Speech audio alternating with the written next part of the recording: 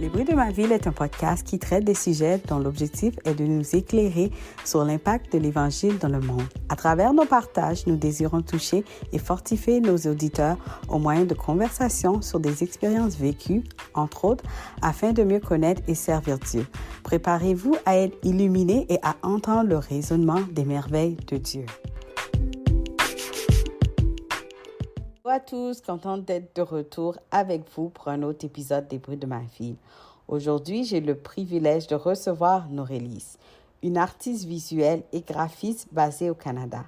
À travers son art, elle explore des thèmes profonds comme l'identité, l'héritage culturel et l'acceptation de soi, tout en utilisant la couleur et la créativité comme un langage puissant. Son parcours de la République du Congo au Nouveau-Brunswick et maintenant à Ottawa n'a pas été linéaire, mais chaque étape l'a amené à embrasser pleinement sa passion et sa mission. Dans cet épisode, elle nous ouvre son cœur pour partager son cheminement, sa foi et l'impact de son art.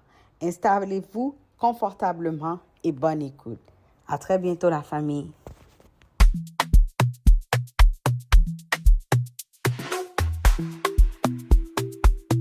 Bonjour Norélis, comment ça va? Ça va bien. Et toi, Consuela? Oui, ça va très bien. Merci d'être avec moi aujourd'hui pour un autre épisode des bruits de ma ville.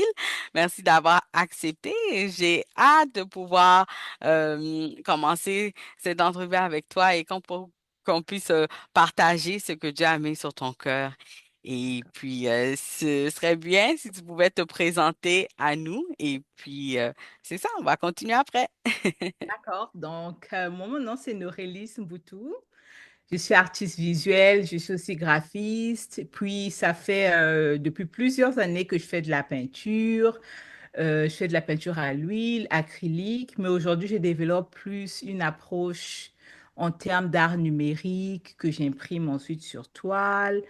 Puis, dans ma vie présentement, je navigue vraiment entre la création artistique puis le design graphique. Donc, je sais, en faisant un peu de recherche, que tu as grandi en République du Congo. Et à quoi ressemblait ton enfance? Avant de parler de l'art, à quoi ressemblait ton enfance et quels sont les souvenirs qui te reviennent de ton temps là-bas? Les souvenirs qui me reviennent de mon temps, je dirais que c'est beaucoup de dessins, beaucoup de peinture. Et puis c'est surtout ma mère d'enfant qui avait vu en moi cette passion-là pour le dessin, puis qu'elle a décidé de m'inscrire à prendre des cours de peinture.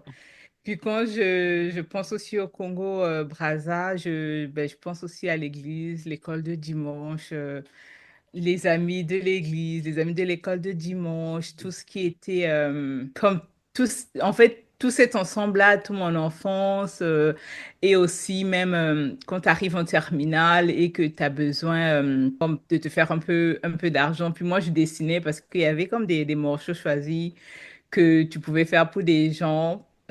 Puis on l'utilise beaucoup là-bas. Donc moi, je faisais des dessins également. Donc c'est tout ça qui constitue un peu de petits souvenirs quand je pense au Congo. Je voulais savoir comment est-ce que l'environnement a façonné l'artiste que tu es aujourd'hui. Par exemple, est-ce que tu marchais dans les rues de ta ville? Est-ce qu'il y avait beaucoup de couleurs, les vêtements, est-ce qu'il y a des choses qui t'inspiraient? Oui, oui, c'est sûr que ayant grandi au Congo, j'ai beaucoup vu de l'art, vraiment, parce que c'était quelque chose qui était assez public. Donc, Mhm. j'ai pas forcément visité les musées pour dire que, OK, je partais regarder des expositions. Non, c'était l'art qui venait à moi. Je marchais en route, puis il y avait une personne qui exposait ses œuvres. Donc, j'ai beaucoup été entourée par ça, entourée par différentes formes d'art, entourées par tout ce qui est coloré, tout ce qui est, je dirais que même le pagne africain, c'est quasiment, on va dire, comme un uniforme en fait. Tout Mhm. le monde le porte là-bas et tu peux pas sortir puis ne jamais croiser quelqu'un qui n'a pas un pagne. Donc c'est comme automatique. Puis inconsciemment, c'est rentré dans ma tête, on va dire petit à petit. Du coup, ça fait que c'est des éléments que j'aime souvent incruster dans mon art, faire des collages avec des pagnes, parce que j'ai grandi dans ça. C'est quelque chose Mhm. qui me revient souvent à l'esprit. Oui, oui. Donc, tu as dit que ça faisait partie de ton environnement. Quand as-tu décidé de prendre ça plus sérieusement? Je dirais que c'est quand j'ai commencé à être payée. Ouais. C'est ça, parce qu'au départ, je le faisais toujours pour une passion. Ça a toujours été ma passion jusqu'à temps que je travaillais. J'ai eu à travailler avec une artiste professionnelle, puis c'est vraiment elle qui m'a tout appris. Et c'est à partir du moment où, quand les clients, on va dire ses clients à elle, les gens qui venaient visiter ses œuvres, qui s'intéressaient à mes œuvres aussi, qui étaient intéressés à acheter, c'est à ce moment-là que je l'ai prise au sérieux. Je me suis dit, tiens, je peux me faire de l'argent avec ça. Non seulement je le fais par plaisir, mais je peux aussi, je peux pas dire gagner ma vie parce que je dépendais encore de mes parents, mais je Mhm. dirais que oui. C'est quand ça a commencé à rapporter que j'ai commencé à le prendre pas mal au sérieux, puis à essayer de développer une direction artistique parce qu'au début, on fait de tout, puis c'est après que tu réalises ce qui te plaît le plus. Donc, moi, personnellement, j'aime peindre des êtres humains, des personnes, que ce soit dans des activités, une personne seule. J'aime l'humain. Je peins généralement des femmes. C'est pas, je ne l'ai pas choisi, c'est arrivé comme ça. Mhm. Puis, oui, donc c'est vraiment juste ça aussi, essayer de trouver une direction artistique. OK, d'accord. Tout à l'heure, tu as dit comme ça qu'il y avait ton environnement, il y avait aussi l'Église. Donc, comment tu as fait la rencontre? Est-ce que tu as grandi dans une famille chrétienne ou c'est au travers de d'amis ou à un événement que tout s'est fait? Moi, j'ai grandi dans une famille chrétienne. Mhm. On allait tout le temps à l'église. C'était forcé. Il n'y a personne qui pouvait rester à la maison un dimanche. Et en fait, c'est après que j'ai développé ma relation avec le Seigneur. En fait, c'est juste que quand on a grandi dans une famille chrétienne, la première question qu'on pose souvent, c'est, ah, c'est à quel moment que toi-même tu as eu on va dire, à rencontrer le Seigneur, à vraiment expérimenter et à l'accepter comme Seigneur et Sauveur, pas juste le fait que tu as grandi dans une famille chrétienne. Mhm. Je pourrais pas dire une journée X parce que Mhm. on m'a souvent posé cette question, puis je me suis déjà assise pour réfléchir. OK, il faut que je trouve une journée, quand on me pose cette question à Mhm. répondre, que c'était le 26 janvier, bam, que j'ai pris la décision. C'est Mais ça. non, j'ai pas de journée précise. C'est juste qu'au départ, je dirais que j'allais à l'église à cause des parents. Plus en grandissant, j'allais à l'église parce que j'aimais Dieu. J'ai pris la décision de me faire baptiser parce que j'aimais Dieu, parce que je voulais le connaître plus. Donc, ça a vraiment toujours été un cheminement. Il n'y a jamais eu une journée où j'ai décidé, OK, là, tu n'es plus le Dieu de mes parents, tu es maintenant mon Dieu. Non, il a Mhm. toujours été mon Dieu. C'est juste qu'il m'a accompagné Mhm. dans chaque étape de ma vie, dans le fond. OK. Donc, il n'y avait pas eu une expérience qui a marqué le tournant, on va dire. C'est ça, non, j'ai jamais eu cette Hein? expérience-là. J'ai toujours souhaité, parce que tout le monde a eu cette Mhm. expérience de rencontre, Mhm. mais j'ai jamais eu une expérience où je dirais non. Mais c'est Mhm. juste que ça a été de différents, on va dire, ça a été des développements. Donc, Mhm. j'ai eu à le connaître un peu plus. Il s'est révélé à moi d'une certaine manière. J'ai été baptisée du Saint-Esprit, mais je le connaissais déjà avant d'être Ouais. baptisée du Saint-Esprit. Donc, c'est vraiment, ça s'est fait étape par étape, je dirais, avec lui. Mhm. Ouais. Ça a été comme une progression C'est des ça. choses, donc à l'enfance, l'adolescence et à l'âge adulte. Donc, pendant tout ce temps-là, tu as grandi avec le Seigneur, en fait. C'est ça, oui. C'est ça. Donc, en tout cas, je sais que Dieu fait de belles choses au travers de nous et avec nos expériences aussi. Donc, après le Congo, tu as déménagé, c'est ça, pour venir étudier en génie électrique à Moncton. Comment on passe de là au design graphique? Euh, Vraiment, je dirais que quand Dieu met une passion en toi, c'est pas pour rien. C'est pas pour rien. Des fois, on se pose des questions à savoir, oh, mais qu'est-ce que Dieu veut pour moi? Qu'est-ce que je veux faire de la vie? Mais des fois, c'est visible, c'est là, mais on le voit pas. C'est juste qu'on n'a pas, on va dire, comme cette projection-là pour voir, OK, je fais de l'art. Est-ce que je peux utiliser ça pour travailler de la vie de tous les jours? Comment?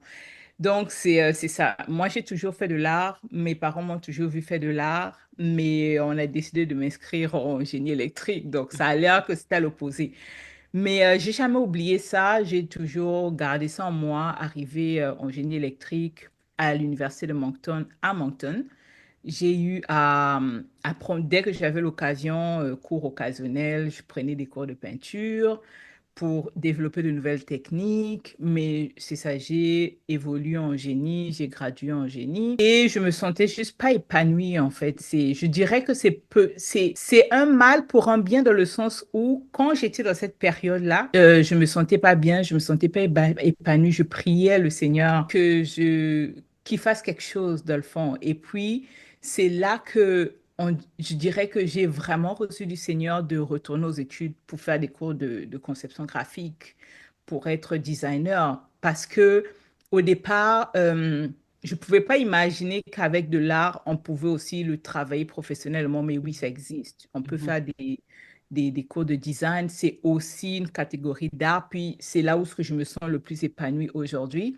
Maintenant, avec le recul, je comprends pourquoi. Je pourrais même dire que le fait que je me sentais pas bien, c'était peut-être volontairement du Seigneur parce qu'il me voulait quelque part d'autre, Mhm. où il savait que j'allais peut-être mieux me sentir épanouie. Parce que si tout était bien en génie, je n'aurais jamais pensé à changer de carrière. C'est parce que ça marchait pas que j'ai voulu me tourner vers autre chose. Et même lorsque je devais me tourner vers autre chose, ça a été compliqué. J'ai beaucoup résisté, mais il y avait tellement eu de portes ouvertes que je me suis dit, pourquoi pas en fait, j'avais rien à perdre. Je n'ai même pas payé pour les cours pour retourner aux Mhm. études. Au moment où j'ai commencé, il y avait un nouveau programme, ça offrait une bourse qui couvrait mes frais scolaires. Donc tout était ouvert pour tout ce que j'avais besoin de donner, c'était de mon temps. OK. Vraiment, donc je dis vraiment merci au Seigneur pour ça. Oui. Donc, la transition s'est bien faite aussi avec des portes ouvertes. Donc, tu sais que vraiment, c'était le temps de pouvoir bouger dans Oui, cette direction. c'est ça. C'est ça. Donc, est-ce que ce que tu avais appris en génie te sert dans, dans la façon dont tu crées maintenant? Oui, puis non. Je dirais pas dans le côté pratique, Pratique. mais Mhm. plus dans tout ce qui est organisation, parce que le génie m'a beaucoup apporté dans l'organisation de projets, dans la rédaction, en fait, dans tout ce qui fait qui je suis maintenant, parce que je suis quelqu'un de très rationnel, puis ça se sent aussi même de la façon dont je crée. Je laisse souvent, rarement place au doute. Mhm. C'est soit c'est ça ou c'est pas ça. Soit je décide de laisser ça pour un but, tout ça, je l'enlève dans mon art. Donc, puis je dirais que c'est ce côté-là que ça m'a apporté. Mhm. Je commence pas à mettre des ampoules. J'ai déjà pensé à le faire, mais Mhm. après, j'ai abandonné l'idée. Mais je commencerai pas, vu que j'ai fait génie électrique, je commencerai pas à mettre des ampoules dans mes arts. Mhm. Mais en tout cas, pas maintenant. Mais c'est plus tout le background que j'ai eu en génie qui n'était pas, on va dire, technique, mais tout le reste que je peux transférer présentement, oui. D'accord. Est-ce que pendant le programme, il y a eu des défis? Est-ce que des fois, il n'y a pas eu un temps où tu disais, ah, peut-être que, ah non, ou tout s'est bien passé? Tout s'est bien passé. Oui. En fait, dans l'ensemble, il y a toujours des défis. Il y a toujours Mhm. des défis. Je dirais dans l'ensemble, avec le recul, tout s'est bien passé parce que j'ai gradué pile au moment de la COVID. Mhm. Fallait trouver un stage pour graduer. Bam, j'avais mon stage. Donc, je dirais que tout avait déjà été planifié de sorte que, parce que même pour mon stage, c'est après que je réalise, parce que même pour mon stage, au moment où je l'ai eu, je savais que j'allais travailler dans cette compagnie, mais je l'avais reçu que j'allais travailler dans cette compagnie bien avant que je fasse des cours de génie. Je scrollais sur Facebook, je suis tombée sur une compagnie, ils recherchaient pour une designer graphique. J'avais zéro compétence de designer graphique. Le Seigneur me dit, tu travailleras dans cette compagnie. Je dirais, OK, j'applique. J'applique, ils m'ont jamais retenu. Mhm. Je me suis pas reposé la question, j'avais complètement oublié. C'est lorsque j'ai eu mon stage et que j'étais en stage dans cette compagnie, c'est là que je me suis rappelé que, OK, parce que j'avais complètement oublié cette histoire, c'est là que je me suis rappelé que le Seigneur m'avait dit que j'allais travailler là. Mhm. Mais c'était pas au moment où il me l'a dit, où je n'avais pas les compétences. À un moment donné, oui, tu dois aussi avoir les compétences pour pouvoir travailler pour un emploi donné. Donc, oui, donc en gros, c'est pas mal ça. Mais OK. il y a toujours eu des défis, même pendant mes cours. Mais j'ai toujours eu cette certitude-là que si le Seigneur me veut là, il suffit que moi je fasse ma part. Il sait que je suis en train de me donner, je donne mon 100% présentement, puis lui, il va faire le reste. Il va faire le reste. Donc, je voulais savoir quelle place ta foi prend aujourd'hui dans ta vie et dans ton art. Ma foi dans ma vie, je dirais que, on va dire en ce moment, Dieu travaille ma patience. Ça prend beaucoup de patience. Surtout dans l'art, je dirais, ça prend pratiquement un 30-40% de relations humaines, d'avoir beaucoup de compréhension sur certaines choses, aussi prendre sur soi parce que on a des positifs, on a aussi beaucoup de refus. Mhm, Et c'est quelque chose qu'il faut aussi accepter. Puis c'est vraiment avec l'aide du Seigneur que je le fais. Puis je dirais que dans mon art, j'essaye, parce que là, je ne le fais pas souvent, mais j'essaye de créer comme des œuvres qui sont parlantes, qui expriment quelque chose. J'aime pas le juste créer pour créer. J'aime que ça raconte une histoire. Puis, de par moi, ma chrétienté, puis j'essaie toujours de le mettre en avant. Puis, j'ai même une toile, en fait, où j'ai imprimé un verset biblique. Puis, je l'ai mis. Et c'est vraiment des choses qui, moi, viennent me chercher. Puis, oui, parce que je sais que des fois, on peut rejoindre certaines personnes juste avec de l'art. Des fois, on n'a pas des mots. mhm, Mais juste avec l'art, on peut essayer d'ouvrir des discours, ouvrir des dialogues, puis commencer à discuter avec certaines personnes. mhm. Est-ce que dans ce milieu, c'est facile d'exprimer sa foi ou ça peut être parfois compliqué, tout dépendamment, du projet? Est-ce que ça peut être parfois compliqué? Et je dirais que pour moi, je trouve ça compliqué. Je ne peux pas parler pour les autres, mais je Mhm, dirais que pour moi, mhm, je le trouve compliqué parce que juste le fait de le mentionner ouvertement, des fois, ça ferme certaines portes, mais ça peut aussi en ouvrir d'autres. Donc, je dirais que c'est pas mal de jauger et puis voir à quel moment le mettre en avant ou non. Mais c'est toujours quelque chose que j'ai toujours mis dans mes valeurs. Ça fait partie de moi. C'est pas quelque chose que je cherche à cacher, mhm, mais c'est vraiment quelque chose qui fait partie de moi. Je peux pas l'enlever. Je peux pas dire qu'aujourd'hui je suis chrétienne et puis demain je ne suis pas chrétienne. Non. Le fait que je sois chrétienne, ça se reflète dans mes œuvres. Donc, je vais pas créer quelque chose que je sais qui est à l'encontre de ce que la parole de Dieu dit. Ça, c'est quelque chose qui a toujours été contre. mhm, Puis c'est la même chose que si je reçois une demande de création. Je ne peux pas le faire si ça part à l'encontre de mes valeurs. Donc, ça, c'est quelque chose qui fait partie de moi. C'est pas quelque chose que je peux me détacher d'eux. Donc, je dirais que ça peut me fermer des opportunités, mais je préfère ça. Je préfère que ça me ferme des opportunités que de plutôt m'oublier moi-même juste pour avoir du profit, juste pour avoir plus d'argent. D'accord. J'ai pu voir certains de tes projets. Il y a beaucoup, beaucoup de couleurs. J'aime beaucoup ça. Donc, Merci. tu travailles beaucoup en numérique.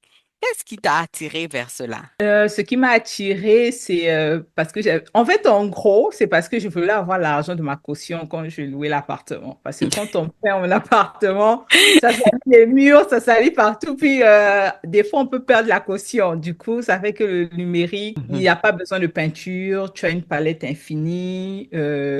C'est ça. En gros, c'est ça. Je dirais pas que c'est la facilité parce que c'est beaucoup plus dur de dessiner en numérique, je trouve, mais ça donne un peu plus de flexibilité. Donc, je peux juste prendre une tablette, je suis dehors, puis là, je peux dessiner. C'est facile aussi à transporter. Et aussi, c'est le fait que j'ai eu à prendre des cours de design graphique qui m'a ouvert cette possibilité-là. J'ai découvert de nouveaux outils. Je me suis dit, tiens, ça peut être utile à faire le dessin autrement, à faire de la peinture autrement. Puis c'est quelque chose que je cherche à développer parce que c'est pas, je dirais que c'est pas très reconnu. Parce que mhm, quand on parle de l'art numérique, les gens ont souvent cet arrière-pensée pour dire, oh, tu travailles sur l'ordinateur, c'est l'ordinateur qui fait tout. Non, l'ordinateur ne fait pas tout, il y a quand même l'humain derrière. Donc, j'essaie, on va dire, de me challenger mhm, et aussi de faire reconnaître cet art-là comme étant, que ça puisse aussi exister à part entière, que c'est pas quelque chose qui est fait par ordinateur. Je vais vraiment, en le faisant, je vais vraiment inspirer les gens, puis aussi les enseigner, que c'est aussi quelque chose qu'on devrait respecter également. Mhm. Et en parlant de ça, ben, si on parle un peu du processus, comment naît un chef-d'œuvre chez toi, par exemple, jusqu'au début à la fin? Est-ce que tu commences par une idée? Est-ce que c'est une image? Comment, quel est le processus? J'ai beaucoup de processus. Des fois, je me rends même pas compte. Des fois, Mhm, ça peut être une image et vraiment, je suis juste là, je pense même pas à ça. Puis là, il y a comme une image qui apparaît de ce que je dois faire. Puis mhm, là, j'ai une idée claire pour commencer à le faire et je vais aller chercher des ressources. Puis je dirais que je travaille beaucoup avec les photos parce que les photos, ça m'aide à visualiser. Donc, je travaille beaucoup avec les photos, puis je fais l'agencement au niveau des photos. Je peux trouver ma composition, puis c'est à partir de là que oui, je commence à créer. OK, OK, d'accord. Et puis, plusieurs œuvres dont j'ai vu moi-même sont très riches en couleurs, beaucoup de couleurs, du jaune, du rouge, plein de couleurs. Comment choisis-tu tes couleurs? Est-ce que c'est instinctif ou c'est réfléchi? Il y a beaucoup de hasard aussi, hein, parce que dans, dans l'art aussi, il y a beaucoup de hasard, surtout quand je fais l'art numérique. Des fois, je peux accrocher une couleur, puis je dis, ah, ben ça marche. Puis là, je bouge plus, j'ai trouvé la bonne couleur. Mais c'est juste que je travaillais sur une série qui s'appelle Symphonie en couleurs, d'où beaucoup de couleurs. J'ai eu Mhm, à développer beaucoup de couleurs à ce moment-là. mhm, C'était principalement pour cette série-là. Et je voulais vraiment créer des œuvres d'art qui sont très contrastées, mhm, sans forcément utiliser comme créer des ombres, mais vraiment juste par la couleur que ça puisse avoir un certain contraste. Je voulais vraiment travailler au niveau des couleurs, mais ça c'est vraiment parce que j'ai aussi une formation en design graphique, donc mhm. j'ai travaillé la couleur, je sais l'importance de la couleur, je sais comment est-ce que une couleur peut avoir de l'impact Ouais, sur, mhm, oui, sur la journée d'une personne. Si tu bombardes quelqu'un de rouge, la personne peut facilement s'énerver. Puis, c'est pas pour rien dans les hôpitaux, il y a un peu plus des couleurs douces. Il y a pas, tu vas pas retrouver du rouge dans les murs. mhm. Donc, c'est vraiment penser de façon psychologique. Et c'est vraiment c'était dans cette optique-là que je voulais m'avancer pour cette série. Cette série, d'accord. Quel rôle jouent justement les couleurs dans ce que tu veux transmettre? Parce que dans certains du travail que tu as fait, dans ce que moi j'ai pu voir, je voyais parfois que il y avait peut-être le rouge ou le bleu. Il y a certaines, on va dire, si c'était une personne, il y avait l'homme, il y avait une femme, mais il y a certaines couleurs qui ressortaient plus, tout dépendamment de ce qui était, on va dire, sur l'image. Oui, les couleurs, c'est vraiment fait pour attirer l'œil. Donc, j'ai vraiment fait des tests pour trouver les bonnes couleurs. Mhm, Ça, c'est ça l'avantage, en fait, de travailler dans le numérique parce que mhm, je fais pas les tests de couleurs de peinture. C'est comme je le mets, si ça marche pas, je fais retour en arrière, je remplace la couleur jusqu'à temps que je trouve la meilleure. Puis moi, pour cette série, je voulais vraiment que ça attire l'œil. Donc, c'est pour ça que j'ai comme maximisé au niveau des couleurs. Puis j'ai utilisé des contrastes vraiment forts, comme il y a du rouge, il y a du jaune, il y a du vert, il y a du bleu. Puis c'est très riche. riche. Ce qui Mhm, fait en sorte que quand tu passes, c'est comme ton œil est juste attiré à regarder. C'est mhm. comme, ouais, regarde-moi, regarde-moi. Ouais. C'est Donc, ça. c'est Donc, un peu ça le but. c'est ça, d'attirer l'œil. Moi, vraiment, il y a une œuvre, j'ai oublié c'est quoi le nom. C'était comme une dame avec une robe longue. Je pense que c'était pour un gala. Ah, ok. Qui, Ah oui. oui, oui. Et puis, il y avait de belles couleurs. Et ça m'avait beaucoup attiré sur la robe, en fait. Ah, ben, voilà. C'est ça. Voilà, c'est ça. Mais je pense aussi que c'est parce que en tant que graphiste, on crée des affiches pour des événements, puis on Mhm, veut parce que tout le monde défile rapidement sur les réseaux sociaux. mhm, On veut que la personne s'arrête pour mhm, lire. Du mhm, coup, on maximise au niveau de la couleur pour dire, OK, arrête-toi, arrête-toi, lis, il y a un événement. mhm. Donc, c'est ça. On essaie un peu de pousser les gens à être intéressés à ce qu'on fait. Intéressé. D'accord. Et avec toutes les possibilités du digital maintenant, comment restes-tu fidèle à ton identité artistique. C'est ça l'important, je dirais, avec le digital, puis avec l'intelligence artificielle. C'est vraiment les personnes qui vont rester fidèles à eux-mêmes, fidèles à leur style artistique, Mhm, qui vont, on va dire, réussir à s'en sortir. mhm, Parce que j'ai beaucoup exploré différents styles jusqu'à temps que j'arrive à trouver un peu mon style là où ce que je veux m'aligner. Puis j'essaie de produire plus dans cette direction-là mhm, je puisse être un peu plus reconnaissable. Des fois, les gens me disent, oh, j'ai fait cette œuvre, je savais que c'est toi qui l'avais fait. Puis moi, ça me fait plaisir, dans le fond, essayer d'avoir une certaine mhm. identité. Identité. Mhm, Et c'est vraiment ça qui va permettre à ce qu'on va ressortir du lot. Donc, c'est vraiment juste au niveau de la répétition, les gens vont regarder, voir, ils vont arriver à se rappeler de ta touche artistique, puis essayer de te reconnaître à ce moment-là. D'accord. D'où vient ton inspiration au quotidien? Est-ce que parfois tu prends du temps pour peut-être aller dans un musée, marcher, voir pour t'inspirer ou est-ce que c'est la vie chaque jour qui t'inspire? Et je dirais que c'est la vie chaque jour. Quand je vais au musée, c'est plus pour moi-même, pour regarder ce que les autres font, puis apprécier l'art en eux-mêmes, pas forcément Mhm, pour m'inspirer. mhm, Mais quand je veux m'inspirer, je dirais que c'est la vie de tous les jours. mhm, C'est une activité, c'est en regardant, c'est ça parce que c'est mon expérience aussi parce que ma première exposition que j'ai eu à travailler, une première série, ça parlait des cheveux afro. mhm, Puis la raison pourquoi ça m'emmenait à le faire, c'est parce que j'ai beaucoup été, on va dire, il y a des gens qui s'intéressent beaucoup trop à mes cheveux. mhm, Du coup, ça fait que ils viennent souvent, ils viennent toucher, sans me demander la permission. Des fois, ils réalisent pas, mais c'est fatigant. Quand ça mhm, arrive une fois en passant, oui, mais quand c'est quelque chose qui est comme une fois par mois, là, ça commence à être mhm. compliqué. Et puis souvent, l'art, c'est ma manière à moi de m'exprimer. Oui. Parce que Mhm, il y a certains qui peuvent prendre la caméra, l'exprimer sur les réseaux sociaux. Moi, je passe par l'art. Du coup, j'avais créé cette exposition-là, Black Heritage, mhm, pour parler des cheveux afro, pour parler de leur héritage, pour enseigner les gens, puis aussi trouver, à passer au travers de ça, mhm. pour essayer d'expliquer et dire ce qui est correct, ce qui n'est pas correct. Correct aussi. Mhm. Oui, C'est donc c'est ça. ça. Donc, est-ce que ton héritage africain influence ton univers artistique? Si oui, de quelle manière? À 100%. Je dirais à 100%. Ça? Ouais. Rien que dans mes personnages, comme je dessine beaucoup les personnages africains, les personnages afrodescendants. Donc, puis aussi, j'essaie beaucoup.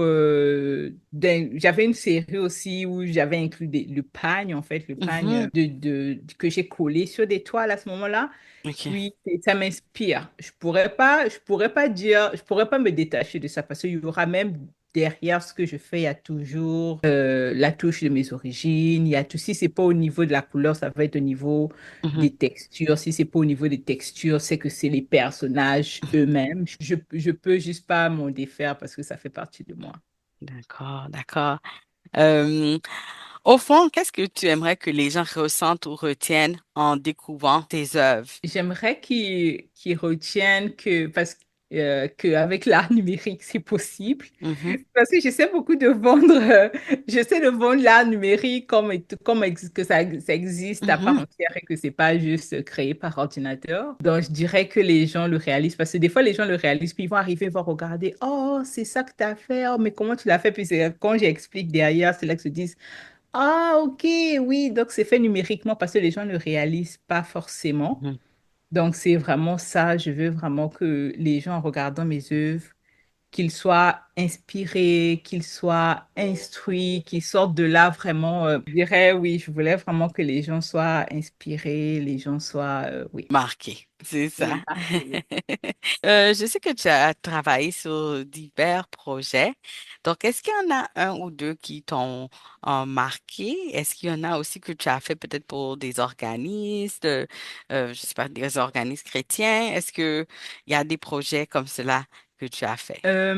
Les projets, j'aime beaucoup faire des challenges je dirais pas des challenges, mais je pense qu'il y avait un concours qui avait été lancé pour la Voix des Martyrs Canada. Mhm. Et il y avait une œuvre en fait que j'avais réalisée. Puis ça En même temps que cette œuvre-là, ça me brise le cœur, mais en même temps, c'est ce que je voulais transmettre. C'était, vu qu'on parle vraiment des martyrs, on parle vraiment des chrétiens qui, eux, ils Persécuté. meurent, oui, Mhm, persécutés, ils meurent pour leur foi. Puis j'avais vraiment créé cette œuvre-là. Puis effectivement, ça montre une personne qui était dans le fond décédée, mais que même jusqu'à à la mort, la personne a refusé de renier sa foi parce que la personne avait une telle foi que la personne savait qu'en mourant, il y avait quelque chose de mieux qui venait après. mhm, Et quand j'avais vu qu'ils avaient passé ce thème, c'était un thème en fait qui était là, puis je savais, en fait, je savais déjà ce que j'allais faire parce que j'avais déjà eu cette image-là de ce que je devais faire pour ça. Du coup, ça fait que j'ai juste réalisé. mhm. Et effectivement, par la grâce de Dieu, j'avais gagné le concours cette année-là. D'accord. Et c'est ça, c'est vraiment quelque chose qui m'avait marqué, en fait. C'est, Mhm, à la limite, j'avais les larmes aux yeux au mhm. moment où j'ai réalisé ça, oui. Oui, oui. Donc, comme on dit, on impacte différemment au travers parce que Dieu nous donne des talents et au travers de ces talents-là, on peut impacter, ben, comme tu as dit, au travers de ce concours-là, il y a quelque chose qui a pu être exprimé pour pouvoir parler de la cause des chrétiens persécutés. Est-ce que tu as une autre œuvre préférée que tu as fait, peut-être qu'il y a un certain temps de cela ou une nouvelle œuvre dont tu peux nous parler? Le reste, c'est mes bébés. Ouais, c'est quand même des parents qui ont des enfants. Il y a pas vraiment des préférés. Je Des dirais que préférés? non, je les aime tous. Même quand j'arrive à les vendre, c'est comme Mhm. une partie de moi qui se détache. Ouais. Mais en même temps, j'ai besoin d'argent. Oui, Ouais, c'est ça, mais pour le moment, je dirais pas qu'il y a un qui ressort du lot, en fait. du lot. D'accord, d'accord. OK. Aujourd'hui, quels sont les projets ou les rêves qui te portent pour la suite des choses? Donc aujourd'hui, vu que je suis nouvelle de la région, j'essaie de rechercher pour des expositions. Puis par la grâce de Dieu, j'ai pu avoir une exposition à voix virtuelle, le centre d'artistes voix virtuelle à Vanier en novembre. Donc j'ai vraiment hâte de pouvoir exposer effectivement ma série Symphonie de couleurs avec plein de couleurs. Mhm. Et je dirais que jusque-là, c'est vraiment sur cette exposition-là que j'essaie de travailler. Donc, présentement, je suis vraiment focus sur ça, puis essayer de me créer un réseau ici également. OK. Oui, comme tu as dit, tu es nouvelle dans la région et puis c'est ça. Donc, quel conseil pourrais-tu donner à une personne qui suit la voie de Dieu et qui doit changer, on va dire, de trajectoire pour rentrer dans ce qu'il doit faire vraiment? Donc, je dirais que faire confiance à Dieu. Des fois, c'est facile pour moi de le dire maintenant avec le recul parce que Mhm, quand j'ai été dans cette situation-là, ça a été difficile. Mais j'ai quand même pris parce que c'est une décision, j'ai quand même pris la décision de faire confiance à Dieu. Lui, il sait ce qui est bon pour nous, même lorsque nous, on ne le réalise pas, parce que avec le monde, on pense que ce qu'on veut, on pense savoir ce qu'on veut, mais on ne sait pas que ce qu'on veut est des fois influencé par le monde. Mais lui, il sait ce qui serait bon pour nous. Donc, vraiment, le faire confiance dans n'importe quelle situation, le faire confiance à ce moment-là. à ce moment-là. D'accord. Donc, comme tu dis, il n'y a pas de regret. Tu ne fais qu'avancer. C'est ça? Non, pas de Euh, regret. Pas de regret. Donc, merci beaucoup, Norélis, pour ton temps. Merci beaucoup pour ton témoignage, pour ton pas aussi de foi de pouvoir changer de trajectoire, d'avoir terminé ton programme, de changer de trajectoire, de travailler sur les œuvres aussi et d'impacter, d'être une personne d'impact dans le domaine dans lequel que tu es. Donc, c'est ça. Merci d'avoir partagé tout ça avec nous. As-tu un dernier mot? Ben merci à toi. Ça me fait plaisir d'être ici. J'espère que j'ai pu être une bénédiction aussi pour quelqu'un. Ça me fait vraiment plaisir. C'est- Merci. Merci beaucoup encore une fois. À très bientôt.